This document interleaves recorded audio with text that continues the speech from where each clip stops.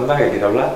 Me gustaría plantearte una cuestión que a mí me lleva un poco de cabeza, sí. Vamos a decir. Yo, como te he comentado antes, a mí me encanta la cuántica, no soy una experta ni muchísimo menos, pero es como que es mi tema favorito, vamos a decir.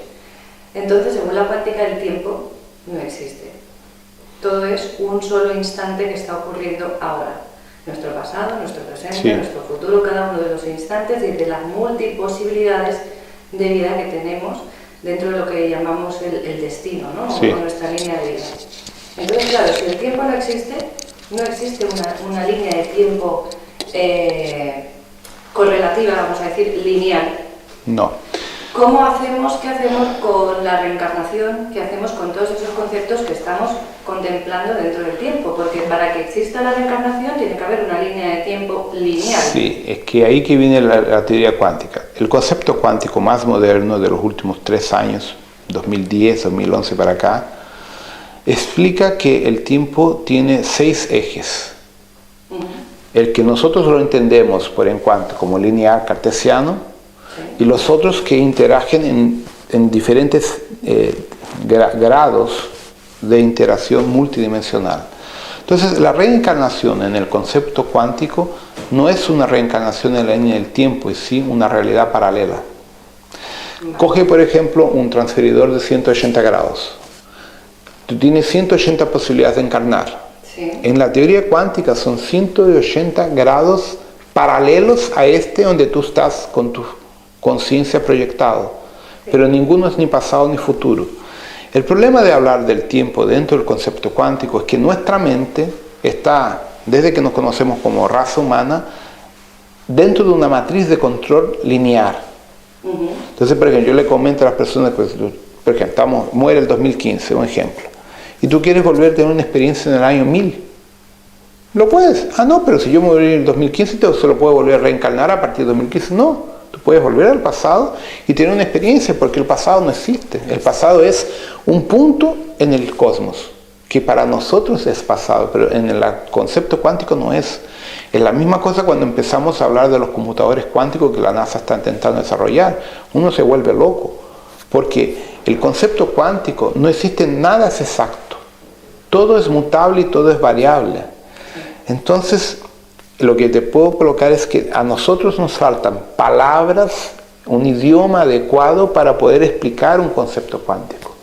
Es como si el cerebro de nosotros le faltara partes de la comprensión. Es muy ambiguo explicar. Es complicado. Sí. Pero claro, es que te vienen explicándote la teoría reencarnacionista tradicional, y cuando yo intento meter conceptos nuevos, la gente se me claro, no lo acepta. Como digo, el otro día estábamos comiendo con un grupo de gente con la que compartíamos un curso, ¿no? Y la señora, cuando yo le empecé a explicar mi visión de estos temas, me dice: yo a ti te quiero bien lejos porque me estás cayendo todos los paradigmas, me están cayendo todas mis ideas, ¿no? Exactamente. Yo respeto a cada uno. Sí. Simplemente dije: oye, yo no te quiero convencer de nada, es mi visión, tú tienes la tuya y esto es perfecto. Tú sigues con tu camino, yo sigo con el mío y tan contentos.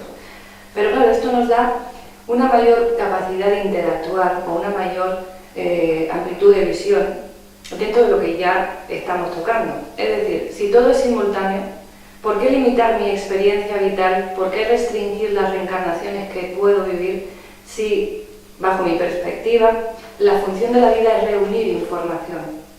La función, el sentido de la vida, ¿vale? Es reunir información. Cuanta mayor información que recogemos, mayor información va a la esencia. Sí. Y ahí entramos ya dentro del concepto de Dios, del que somos parte. Como comento muchas veces como ejemplo, somos como las gotas de agua del mar. Cierto. El mar sería Dios y nosotros somos las gotas de agua. Pero si le quitamos todas las gotas de agua al mar, ¿qué queda? La información. ¿Se pierde? No. Si vaciamos el mar absolutamente, ya no queda nada, porque la información está en las gotas de agua. Sí, pero las gotas de agua no desaparecen, van para algún lugar. A lo que me refiero es que el concepto de Dios es más nosotros de lo que nosotros creemos. Sí, es que el problema es lo siguiente. Los humanos piensan en un Dios como un ser humano. Y ahí que está el equívoco. Dios, o fuente que todo es, como yo lo llamo, es una conciencia cósmica interdimensional. Te voy a contar por alto cómo yo vi cómo yo tengo la memoria de la creación del cosmos. Yo actualmente, como conciencia, Yaslon, tengo algo como 17.000 millones de años de edad. ¿Ya? Existo antes de la formación de ese clúster de ustedes, cuando uso la conciencia Yaslon. Entonces, le voy a explicar más o menos la estructura. Cuando hubo el Big Bang, el famoso Big Bang, existía otro universo, otra estructura de antimateria, mucho anterior, mucho menor en estructura que los bosons y que los quarks. Ese universo llegó a un colapso de expansión, y cuando llegó a la masa crítica hubo la explosión llamada Big Bang. Entonces, esa antimateria, al desacelerarse, fue formatando la materia gravitacional y las partículas que hoy conocemos como el universo bariónico o las partículas atómicas. Entonces, en ese nuevo universo que se formó, llamado Abona Shantar, los hijos paradisíacos, los seres que ya tenían alcanzado un nivel de maestría gigante en otros niveles, fueron colocados como los nuevos dioses para generar una nueva experiencia. Pero ellos no son Dios, son representaciones co-creadoras del cosmos universal que siguen a un plan mayor, que sería la fuente que todo es, que no están aquí. Él es el propio universo, pero está mucho más allá a nivel interdimensional. Entonces estos seres generaron lo que yo llamo en mi literatura de supramónada. Fecundan una conciencia cósmica como una galaxia, y ese ser, esa conciencia, tiene dos caminos. El primer camino, o se mantiene en el cosmos como una conciencia multidimensional, como una conciencia con todo el conocimiento, pero no con la experiencia, la información de la co-creación, o entra en el proceso de la co-creación. Y cuando él entra en el proceso de la co-creación, se divide en pedazos para poder llegar a los diferentes niveles del universo que se está formando. Entonces, la supramónada tiene derecho a originar de 12 a 144 mónadas. Hipotéticamente, es un valor hipotético. Supongamos que una supramónada existe en 40 en la 40ª dimensión. Y ella genera 12 mónadas. No las va a generar en esa dimensión, las va a generar en una dimensión abajo para que tenga la experiencia co-creacional en otros niveles del cosmos. 30D, por ejemplo. Esa mónada, para seguir el proceso de experiencia, de adquirir experiencia co-creacional, se divide en el yo soy. Una mónada puede generar de 12 a 144 yo soy. Entonces, ¿qué sucede? El yo soy llega, por ejemplo, entre 12, 13, 15D, más o menos, un valor hipotético. Tiene una experiencia dentro de su comunidad, de su matriz de existencia. Pero con la medida que el universo se fue condensando, desacelerando y la materia se fue formando, la materia que entendemos como sólida, el yo soy descubrió que también podía dividirse y tener experiencias en esa otra energía abajo de su existencia. Ahí el yo soy cría el alma. Y el alma empieza entonces a tener el involucramiento de encarnar en formas biológicas en el cosmos que se está formando. Pero ahí hay un otro aspecto. Cuando la raza biológica tiene dos sexos, la energía de un alma es muy potente. Ella no consigue acoplar sin matar esa forma biológica. Entonces el alma se divide en fractales. Esos fractales nosotros le llamamos de almas gemelas. ¿Qué sucede? Estos fractales se dividen también de acuerdo con el número 12 a 144 y van a tener la experiencia. Entonces esa experiencia de la vida en el cosmos es muy rica de N factores. Entonces cada vez que esa experiencia sucede, el fractal de alma o el pedazo de alma tiene el ciclo encarnacional que llamamos nosotros, en las realidades paralelas del universo, en el tiempo cuántico. Cuando ellas vuelven al alma y el alma vuelve al yo soy, transfiriendo la información de lo que es co-crear. Cuando el yo soy recupera todas sus partículas, él va a su mónada, hasta que todos vuelven a la fuente que todo es. Ese es el proceso cósmico que todos nosotros estamos viviendo. Ahora, lo que es Dios en todo eso, la esencia suprema. Nosotros somos un pedazo de Dios. Entonces, como nosotros no tenemos la percepción de lo que es Dios, esperamos que Dios esté en una persona, en un ser, y abrimos mano de la capacidad que nosotros somos dioses microscópicos, pero sin la percepción de eso. Cuando tú encuentras la energía de tu yo superior, cuando tú haces la conexión con tu corazón, el estado de éxtasis, el estado de gracia que los católicos dicen, cuando tú te conectas con tu yo soy, con tu autoesencia, ahí tú compartías a Dios. Entonces, hablar de Dios es difícil porque nos faltan palabras para interpretar exactamente lo que es Dios. Es un ser, es una conciencia, es una radiación. Cada uno le va a dar una representación. Entonces lo más importante que hay, que yo creo que entender de Dios, es que acima de cualquier cosa, Dios representa paz, amor, unión, unificación. Si todos venimos de una misma esencia, ¿por qué haber sectarismo y separación? ¿Por qué no hay unión, no hay paz? Entonces, en cuanto nosotros no entendamos eso, no vamos a tener solución para las guerras, los problemas, los conflictos raciales y religiosos que tenemos en este país, en este planeta. Entonces está mucho más allá de lo que las personas propagan. Por eso es que queda difícil el tema. Sí, es complicado. A mí me resulta muy interesante, ya te digo, me encanta, porque es como que veo que lo material, lo físico, lo que conocemos habitualmente se nos queda muy limitado con todo lo que en realidad hay, pero es difícil ponerlo en palabras. Entonces yo trato de hacer esos símiles como las gotas de agua y el mar, sí, y cosas por el estilo, ¿no? Para ayudar a comprender lo que quiero expresar, porque como dices, las palabras no nos alcanzan. Claro. Entonces es más bien la sensación de transmitir la idea como concepto que no como frase, ¿no? Y me encanta, o sea, tener la ocasión de debatir este tema contigo, ¿no? De que me aportes tu punto de vista, porque veo que va muy en la línea de lo que yo voy comentando siempre. Claro, que hablamos, como yo digo, en lenguajes diferentes. Sí. Tú me hablas con un lenguaje quizá más metafísico, que a mí se me escapan muchos términos, y yo tengo otro lenguaje más cuántico, vamos a decir, por llamarlo de algún modo, en el que mi concepto está claro, pero claro, choca con el tuyo porque no acabo de entender la palabra con lo que lo definimos, ¿no? Se trata de quedarse con el concepto y no sí, con la definición. Entiendo. Es que el concepto cuántico, si lo vamos a llevar al concepto, vamos a ir científico, lo que puedo intentar colocar es así.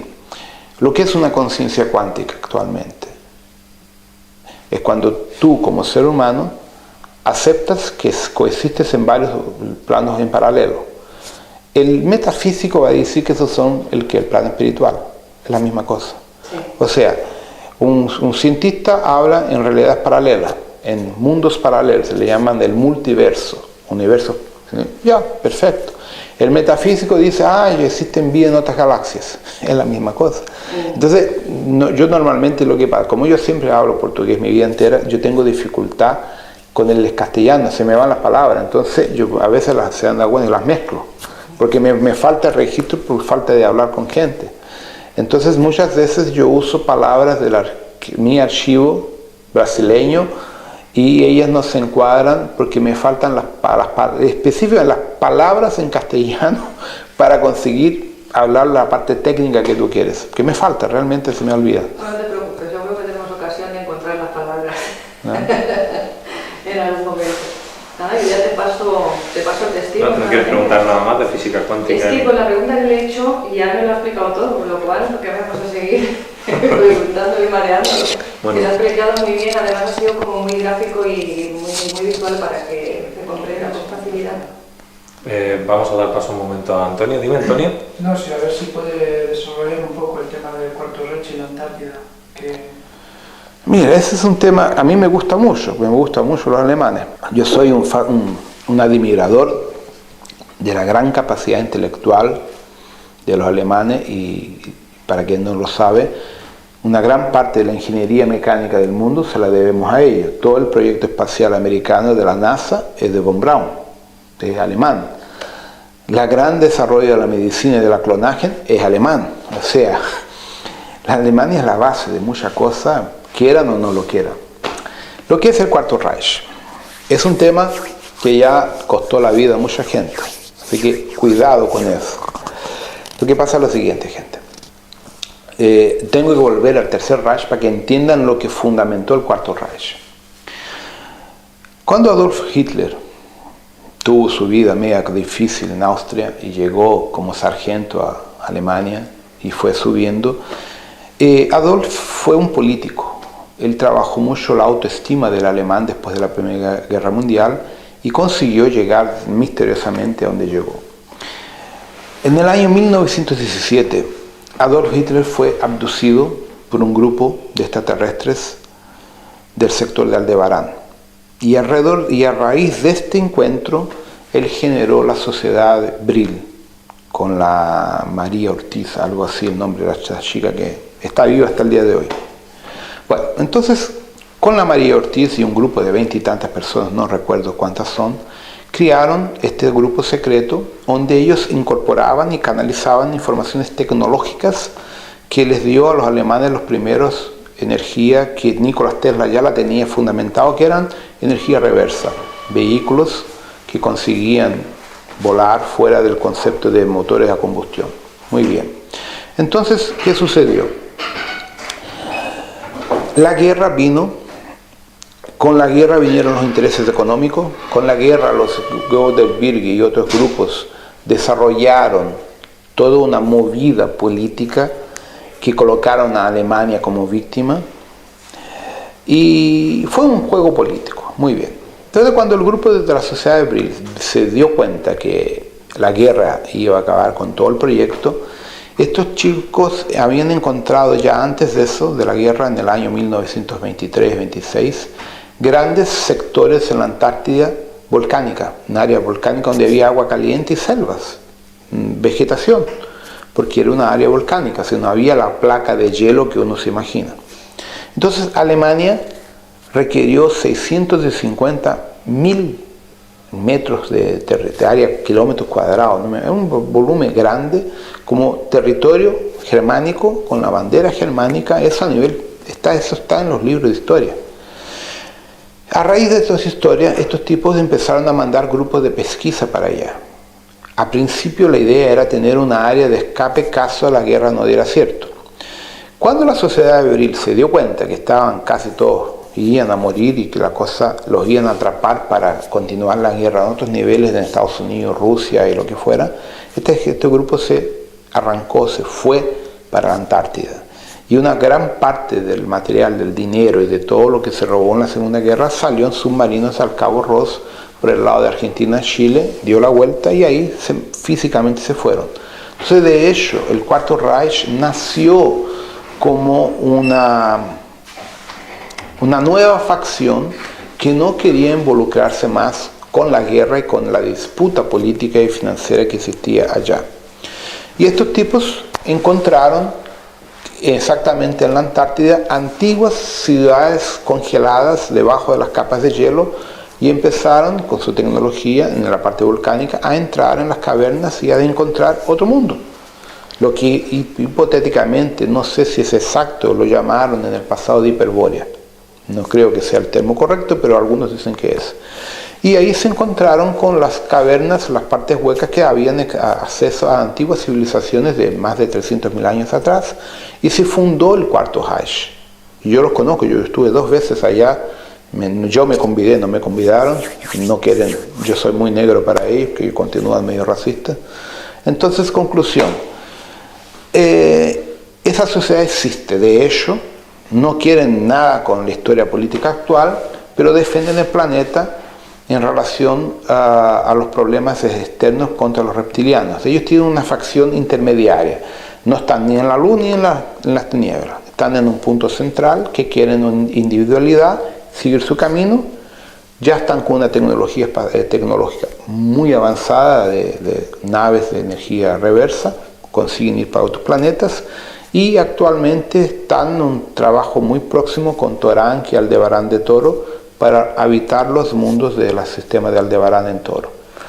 Técnicamente creo que en los próximos 25 30 años el Cuarto Reich, una gran parte se va de la Tierra y van a quedar algunos grupos nomás que hoy trabajan aspectos políticos y, vamos a decir, económicos, involucrando a Estados Unidos y otros países para intentar mantener el equilibrio sin una tercera guerra mundial.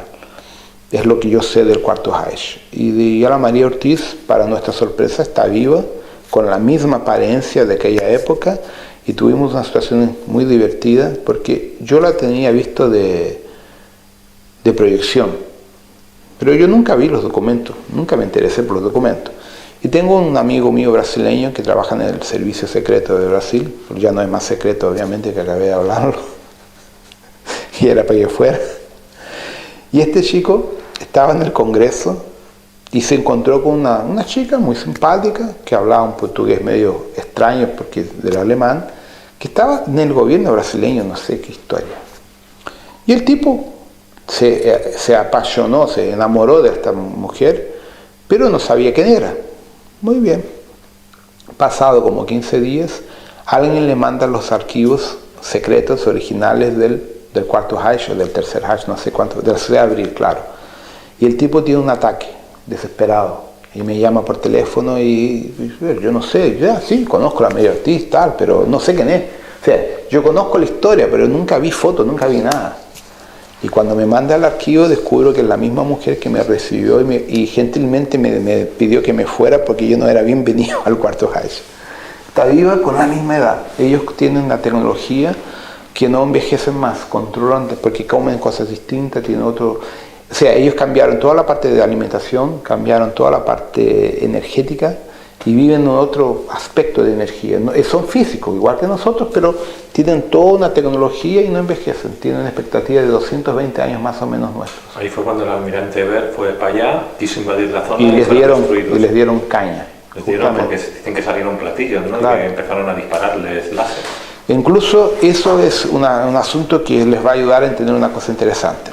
Pregunta, ¿por qué en la Patagonia existe el mayor agujero de la camada de ozono del planeta si no hay una fábrica ahí abajo? No tiene respuesta. Muy bien, porque cuando el almirante Birge invadió la Antártida, detonó 2 petardos nucleares. Las bombas nucleares rompen la camada de ozono. Entonces, el agujero de la Antártida, de la Patagonia y de la Antártida es originado en el año 49-47 por las explosiones que el almirante Birge intentó contra el Cuarto Reich. Y como les dieron caña, a partir de ahí la ONU determinó que la Antártida era territorio neutro, que nadie podía meterse por lo mínimo por 50 años, justamente por este episodio. ¿Ya? Yo digo así, el Cuarto Reich no es malo ni bueno, no quiere que lo jueguen, quieren seguir su camino. Sí, pero lo que tú me estás hablando, que también en la información que tengo yo de la Hiperbórea y que esas ciudades estaban allí, pero me estás hablando de una capa muy arriba, pero siempre se ha dicho que metiéndote para adentro existe lo que sería el reino de Agartha, Shambhala y todo esto. ¿Esto es verídico? Pero no es físico. No es físico. No, es a nivel energético, ya es otra dimensión.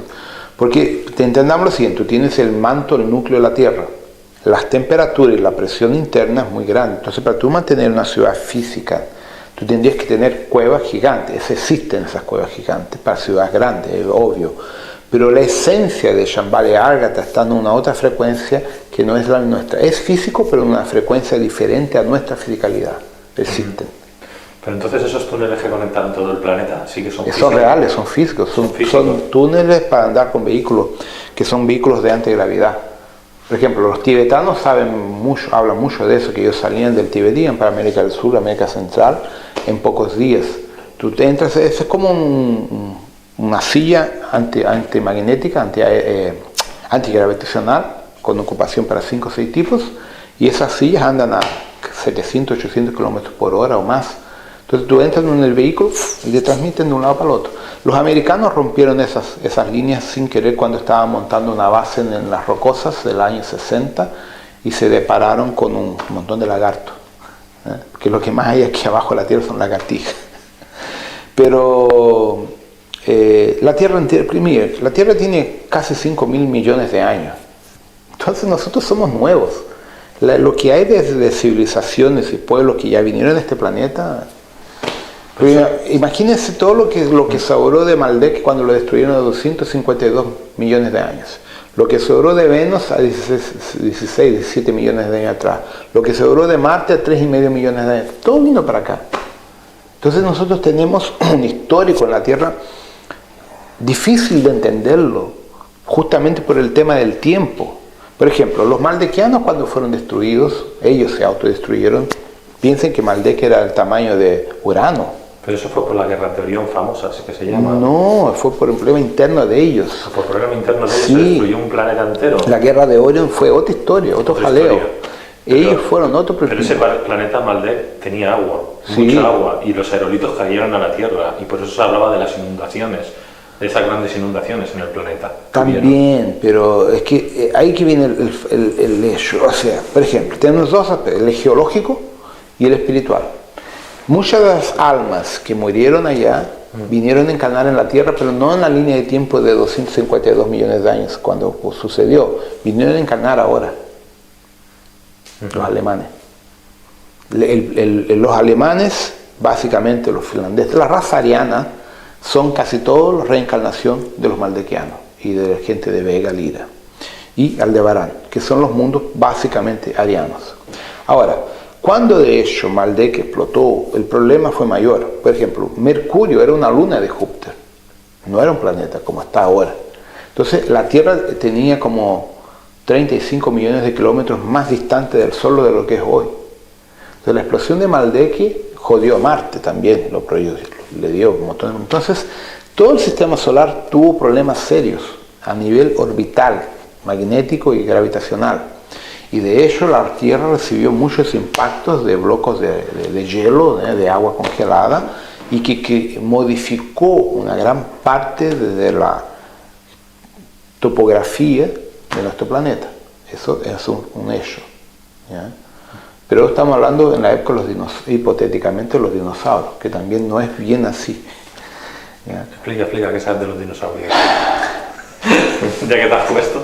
Bueno, los dinosaurios de hecho existieron, ¿ya? Sí. Pero a medida que los dinosaurios existían, los seres humanos o humanoides eran intraterrenales. No había el contacto porque eran animales bestiales. Entonces, en esa época, la vida en la Tierra viene de mundos internos, subterráneos, hipotéticamente en Shambhala, Unagat y cosas de ese tipo. Entonces, la historia de la vida en la Tierra es mucho más antigua de lo que se imagina. Existe un hallado arqueológico que es famoso, que es un pie de este tamaño, que tiene 452 millones de años, o 455 millones de años, que lo dataron porque aplastó un insecto que tiene esa edad. Entonces la pregunta es, ¿cómo que ya había un zapato de este tamaño, que solo le falta encontrar el número y la marca del zapato, pero está ahí, un pie humano? Entonces, a 252 millones de años atrás, o más, lo que sea, yo creo que habían puros dinosaurios, entonces era imposible haber formas humanas. Entonces, de hecho, la Tierra ya tenía vida, pero a nivel interno, porque la atmósfera terrícola en la época no era respirable para nosotros, tenía mucho más gas carbónico que oxígeno. Entonces, la historia es interesante porque tú tienes planos paralelos de vida en diferentes dimensiones y en diferentes niveles intraterrenales.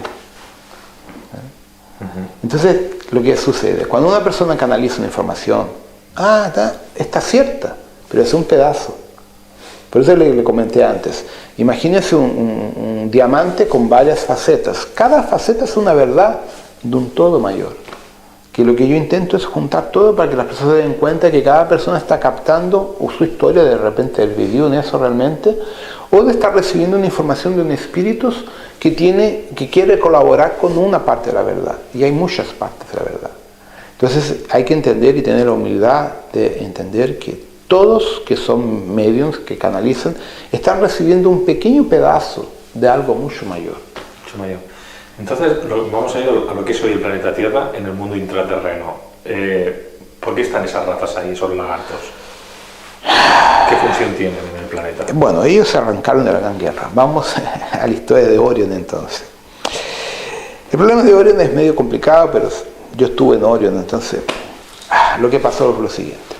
Ustedes deben haber escuchado ya el nombre Yaldabaoth, Satán, Satanás, Belcebú, Asmodeus, Astaroth y tantos otros, Moloch, Enki, Enlil, y por ahí va. Muy bien. Lo que sucede es lo siguiente. Yo no consigo traducirlo en un tiempo lineal de nosotros porque esto también es cuánticamente, el tiempo es loco. Tuvimos una gran guerra, que la primera gran guerra vino de Pegasus, cuando los Shopats se arrancan de Andrómeda y llegan a la Vía Láctea por la galaxia sextante que queda abajo de nosotros y por Andrómeda y por otros sectores, por Pegasus. Entonces, estos Shopats son una raza reptiliana, que no es ni reptiliana porque no tiene una forma definida, pero vienen de la matriz reptiliana, que es la raza perfecta genéticamente desarrollada en Arconis, que sería la galaxia del concepto religioso del anticristo. Esa raza se alimenta de energía ectoplásmica psíquica de otros seres. Eso es lo que nosotros llamamos arcontes, ¿no? Habitualmente. Deben ser. Muy bien. Entonces estos tipos acabaron con su energía generando una gran guerra. La gran guerra de Orion, después de la guerra de Pegasus y de Casiopeia, que están en cuarentena, hubo la guerra de Orion. Pero un poquito antes de la guerra de Orion fueron ellos los draconianos, sus hijos, que atacaron, atraparon y raptaron el ADN humano y Zeta, creando el Draco. El draconiano es mitad, 50% dragón y 50% humano, que es un genoma nuevo que se inventó, que debe tener unos 6 millones de años o más, 6.000 millones de años. Muy bien. En el decorrer del desarrollo de esta batalla, los reptilianos siempre ganaban porque ponen huevos. Entonces, como ponen huevos, ponen 100, 200, 500 huevos, no hay como confrontar esos sí, tipos. Claro, los mamíferos no pueden tener tanta gente. Entonces, el Toranki y su equipo tuvo la idea genial de hacer clones. Igual que esa película de Star Wars, La Guerra de los Clones, más o menos eso. Clonaron miles de cientos de millones de humanos con armamento y todo para ganar la guerra. Y ahí pararon el avance reptiliano y le dieron por la primera vez caña a los reptilianos. Entonces, Toranki cogió el proyecto genético con sus otros comandantes y empezaron a semear más de 80 y pico planetas que encontraron que había condición biológica para la forma humana humanoide. Y ahí se crió el proyecto paralelo de criar la especie humana fuera en agua, en mar, en lo que fuera, para salvar a la especie humana de la extinción. ¿Qué sucedió? En ese momento la guerra era un aspecto de la federación, era un aspecto físico, entre nuestro nivel físico y los niveles físicos más próximos a nosotros. La confederación no se metió en esa historia. Pero cuando los Shopats y esta gente empezó a desarrollar armas de quarks pesados, lo que es una arma de quark pesado, es cuando tú abres un quark y quiebras el gravitón que mantiene la estabilidad atómica de la materia. Generas una bomba de antimateria que genera un hoyo, un buraco negro, un agujero negro que se traga y destruye la constante dimensional de una galaxia entera. Entonces, cuando estos tipos desarrollaron armas que podían acabar con la propia galaxia, la Confederación vino. Fue ahí que yo llegué. Yo llegué exactamente para esa guerra, para parar con esa locura toda. Entonces paralizamos la guerra y impusimos la paz, los tratados de acuerdo de paz, para que pararan de tontear y dividimos, bueno, tú te quedas con este pedazo de la galaxia, tú te quedas con este y vivan en paz y paren de tontear. Más o menos fue algo de ese sentido. Muy bien, lo que pasó. Los humanos se vieron con un problema técnico. Eran más de 5.000 trillones de clones. ¿Qué hacer con esa cantidad de clones? No los podían matar, estaban vivos. Entonces crearon la Alianza Galáctica, la Federación Galáctica, uniendo todos estos pueblos políticamente y dividieron la sociedad en castas, igual que India, en diferentes niveles de conciencia y de desarrollo sociales. Y inventaron una religión, tipo la católica, en la cual en esa religión no existe la reencarnación, que cuando el clon muere, su alma va para el ajustador de pensamiento, es lo que cuenta el libro de Durantia, y queda en el super serafín la información y el tipo se lo ponen a dormir. Y si eventualmente lo necesitan, le borran la memoria y lo meten en otro lugar para reencarnar. Entonces de esa forma se mantuvo el proceso galáctico, social. Pero la federación fue creciendo y ahí entraron los reptilianos, entraron los humanoides y todas las formas de una forma pacífica, pasados varios millones de años. Pero ahí hubo el gran problema en Shamuna. Shamuna es el concepto administrativo de la galaxia, que es comandado por el arcángel Lucifer, que ahí viene el problema. Lucifer no tiene nada que ver con Satán, con Belcebú, con nada, que esos son errores de traducción de los idiomas del sumerio para el latín, cambiaron todo, y entonces ellos piensan que Lucifer, Satán, Satanás, Belcebú son la misma cosa. No son seres distintos. Entonces este tipo, el arcángel, dice que no, que tú no puedes mantener una sociedad fija estructuralmente de esa forma sin darle el derecho de volver a su esencia, a su yo soy, y seguir su camino. Tú estás privando un alma de ser una partícula divina y de desarrollar su trabajo. Entonces esto le dieron la interpretación de la gran rebelión de Lucifer, que en el fondo no fue una guerra, fue una quiebra de un proceso político religioso de Orión, que tenía en Alcione de Sirius el cuartel general de la Federación.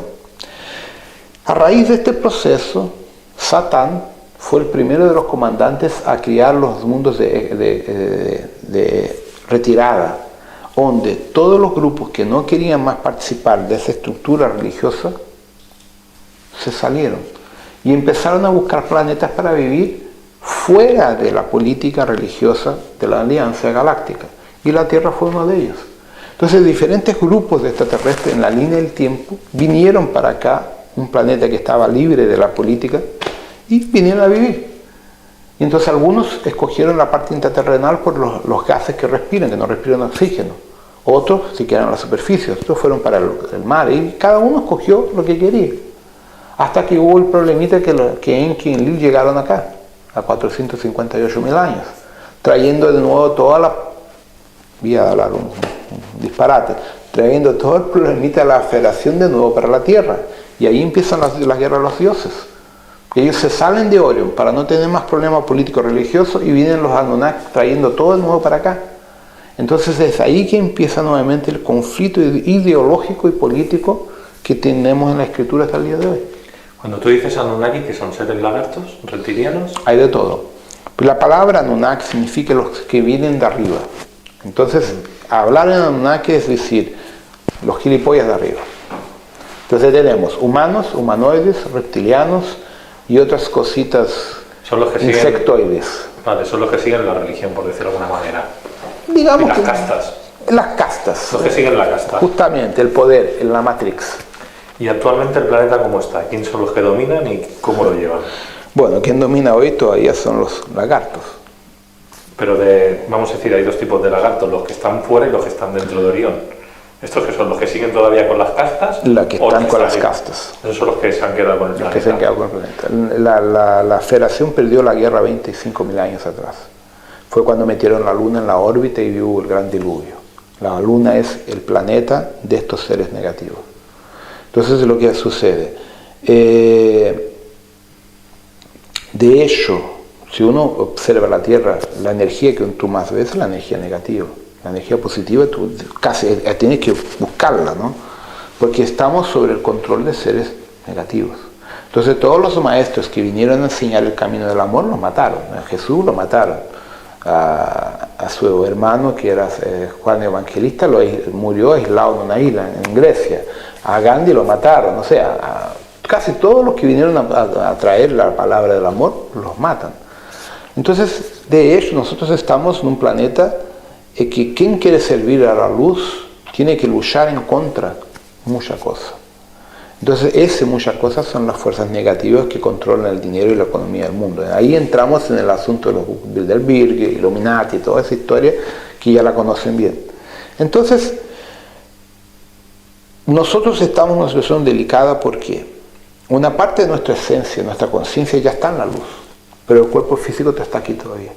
Entonces, lo que sucede, a medida que nuestra conciencia entra en la egrégora, vamos a llamar de luz por falta de una palabra, esa conciencia hace con que tu cuerpo brille, con que tu cuerpo genere energía y despierte a otras personas. Es como si fuéramos pequeñas lámparas en la oscuridad alumbrando la vida de otras personas. Es así que nosotros trabajamos inconscientemente sin darnos cuenta de esa forma. Entonces esas personas van despertando lentamente. Sí, pero una de las cosas que se cuentan es que los Anunnaki se alimentan de nosotros. Sí, los vampirizan por la energía psíquica. Exactamente, ¿nos puedes explicar cómo funciona el sistema que utilizan ellos de alimentación? Simples. Ellos usan los implantes, los chips, la parte neurológica, con una frecuencia específica, y a medida que una persona queda con rabia, con odio, con miedo, agresivo, genera ectoplasma, energía psíquica. Eso es el alimento de ellos. Entonces, los implantes tienen la función de codificar esa energía como alimento y al mismo tiempo apresar a la persona en esa energía para que no salga. Por ejemplo, euforia. Un ejemplo de euforia, el fútbol. Tú pones 30.000 personas en un estadio histéricas con la partida de fútbol y te están los Anunnaki, lo que sean allá, sacando energía. Entonces, el carnaval en Brasil, la misma cosa. Entonces, técnicamente ellos se alimentan de nuestras emociones. Cuanto más tú llevas una emoción al desequilibrio, más ellos tienen energía. Es alimento puro, es como si estuvieran con una pajita tomando tu sangre directamente. Entonces, los reptilianos en general se alimentan de eso. Entonces, ¿el mito del vampiro viene de ahí? Viene de ahí. Pero realmente no beben la sangre, como se ve en las películas. No, beben nuestra esencia. Nuestra esencia. Nuestro ectoplasma. Un ectoplasma, te voy a decir yo, ¿no? Como una especie de energía que tenemos, lo llamaríamos el aura, ¿no? Sería el aura, la parte de los chakras, quizás. Exactamente, porque el aura es la reacción bioquímica electromagnética de nosotros. Eso es lo que ellos tiran. Ellos literalmente, es como si colocaras un enchufe en la fuente y chupas energía eléctrica. Ellos chupan energía ectoplásmica. Y de ahí el fanatismo que las personas tienen dentro del movimiento New Age. New Age. Eso yo me quejo habitualmente de que la gente está llegando. Te voy a dar una información que mucha gente ya la he contado, pero es seria. Yo ya lo he avisado mucho tiempo. En los años 2002, 2003, 2005 más o menos, la FBI en Estados Unidos tenían una cantidad de dinero por año de $5.000 millones para pagarle a los canales norteamericanos para que escribieran cosas bonitas respecto a Estados Unidos y del mundo entero para inducir un movimiento New Age. Y los americanos que no aceptaron tuvieron que irse de Estados Unidos. Entonces, por eso que en la web internet uno ve cada tontería, cada cosa que no hace sentido. Y tú te das cuenta que el movimiento New Age es idiota. Completamente, porque es manipulado por los propios Illuminati. Totalmente. Muchos de los maestros ascensionados nunca existió. Es una mentira alimentada por Estados Unidos para mantener el fanatismo religioso. Le metieron las drogas y muchas más cosas. Claro. Todo se retroalimentaba. Dime. A ver si puede hablar un poco de la orden Amarilis, del tema de las sacerdotisas de Inanna, cómo manipula a uno de Isis. Bueno, esto el arquetipo femenino es que, bueno, voy a intentar colocarlo dentro de lo que yo sé. Lo que pasa es así. El arquetipo Amarilis fue desarrollado a través del proyecto Metrón con el arcángel anciano Metratón. El Metratón es padre de Metatrón, Sandalfón, Kuan Yin, Minerva, Cíclope, Vista, Tranquilitas y otros tantos que ya no sé el nombre. Entonces, ¿qué sucedió?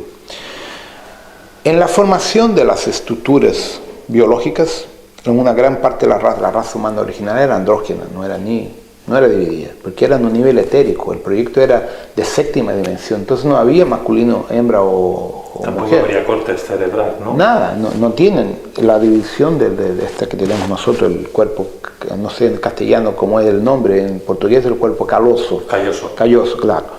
Entonces eran unas formas andrógenas. Entonces, cuando se divide la forma humana en sexuada, para que empiece a regenerarse y reproducirse, tiene que tener la parte de energía masculina y femenina. Entonces, dentro de la orden Kumara, en el sistema del crucero del sur, en la estrella de Acrux y Mimosa, se forma la orden Amarilis, que es la organización que representaría la diosa, o sea, el dios femenino, para generar el movimiento de la madre que vendría a hacer la activación del proceso de engendración de la vida. Entonces, esa energía vendría a formatar el concepto galáctico de la diosa, pero en un nivel muy superior, en un nivel en que la diosa representaba el ciclo de la fecundidad para que todas las formas de vida de todas las razas se reproducieran, ¿no? Eso en la Tierra también fue tratado por Inanna. Cuando a los Anunnakis les dieron el proyecto Neandertal, Luluto Neandertal, Homo sapiens, se los impusieron en verdad, ellos necesitaban rescatar toda la energía genética y poner su ADN pleiadiano en nosotros.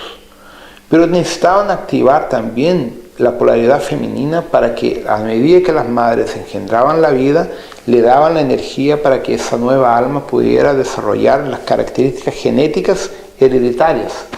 Entonces crearon, a través de las sacerdotisas, los focos energéticos que envolvían la sexualidad, la parte mediúnica sensorial, toda la parte del amor y toda la parte devocional, para hacer con que la memoria fuera transferida de nivel genético de la madre para el hijo. Y de esa forma surgió la energía de las dioses en la tierra. Entonces se usaron arquetipos, Inanna, Isis, Gaia, Afrodite y varios otros arquetipos femeninos de los Anunnaki, de los Sirius Pleiades, para usarla como referencia para que la mujer fuera la forma de conexión con los dioses y a través de los dioses, a través del sexo con extraterrestres, engendrar a los maestros ascendidos en la tierra. Eso era una ciencia en la época, pero con el decorrer del tiempo y cuando las fuerzas negativas ganaron la guerra, la memoria de eso se perdió y quedó solamente el aspecto litúrgico de las diosas, de los rituales, del propio Tantra Yoga y lo que sea, y con el tiempo la información se perdió y las personas han reconectado parte de la información separadamente. También es un tema que hay que intentar contarlo. Yo todavía no concluí ese libro, ¿ya?